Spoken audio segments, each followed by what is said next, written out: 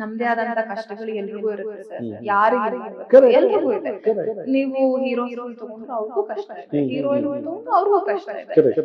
ಅದ್ರ ಬಗ್ಗೆ ನಾವು ಇಲ್ಲಿ ನಮ್ಗಿಲ್ಲ, ನಮ್ಗೆ ಕಷ್ಟ ಆಗ್ತಿದೆ ಹೇಳ್ಕೊಂಡು ಏನು ಉಪಯೋಗ ಇಲ್ಲ ಸರ್. ಫಿನಾನ್ಷಿಯಲ್ ಇಂಡಿಪೆಂಡೆನ್ಸ್ ಎಷ್ಟು ಇಂಪಾರ್ಟೆಂಟ್ ಆಗುತ್ತೆ ಒಂದು ವುಮೆನ್ಗೆ ಅಥವಾ ಅದನ್ನ ಹೀರೋಯಿನ್ಗೆ? For any human it is important, not just a woman or not just a heroine. For any man or a man it is important. By end of the day ಎಲ್ರು ಹೇಳ್ತಾರೆ ದುಡ್ಡೇ ಎಲ್ಲ ಎಲ್ಲ ಅಲ್ಲ ಅಂತ.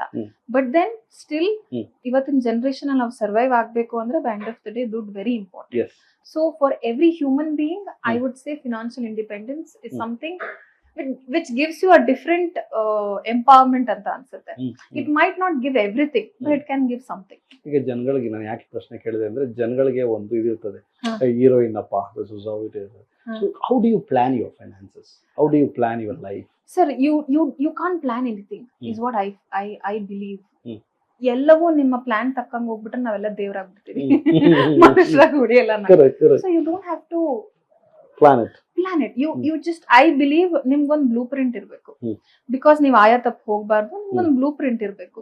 ಸೊ ಅದ್ರ ತಕ್ಕಂಗ್ ನೀವು ಹೋಗ್ಬೇಕು. And it is very difficult for a women in the industry. It is not easy because men ಇವತ್ತು see that is why I'm trying to tell you it is very wrong when I talk about it. ಯಾಕೆ ಅಂತಂದ್ರೆ ನಮ್ದೇ ಆದಂತ ಕಷ್ಟಗಳು ಎಲ್ರಿಗೂ ಇರುತ್ತೆ sir, ಯಾರಿಗಿಲ್ಲ ಇವತ್ತು, ಎಲ್ರಿಗೂ ಇದೆ.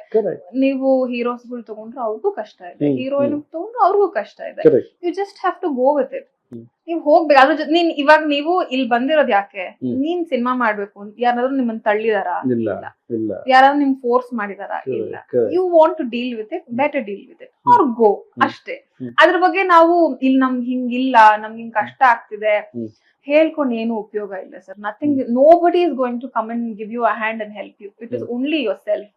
ನಿನಗ್ ಮಾಡ್ಬೇಕು ಅಂತ ನೀನ್ ಬಂದಿದ್ಯಾ, ನೀನ್ ಕಷ್ಟಪಡು, ನಿನಗೆ ಏನಿದೆಯೋ by end of the day you should not have regrets. ಈಗ ಯಾರೋ ನಿಮ್ಮನ್ನ ತಳ್ಳಿದ್ರು ಅಂತಿಲ್ಲ. ಈಗ ನನ್ ತಂದೆ ತಾಯಿಯು ಅದನ್ನೇ ಹೇಳೋದು.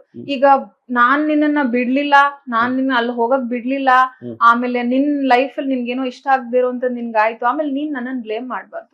You should not blame anybody until unless you have to take the blame. ಈಗ ನೀನ್ ಹೋಗ್ಬೇಕು ಅಂತಿದ್ಯಾ, ನೀನ್ ಗುದ್ದಾಡ್ಬೇಕು. ಎಲ್ಲೇ ಹೋಗ್ಲಿ ಗುದ್ದಾಟ ಇದ್ದೇ ಇರುತ್ತೆ, ಬಟ್ ಇದೊಂದ್ ಸ್ವಲ್ಪ ಬೇರೆ ತರ ಗುದ್ದಾಟ ಇರುತ್ತೆ ಅಷ್ಟೇ.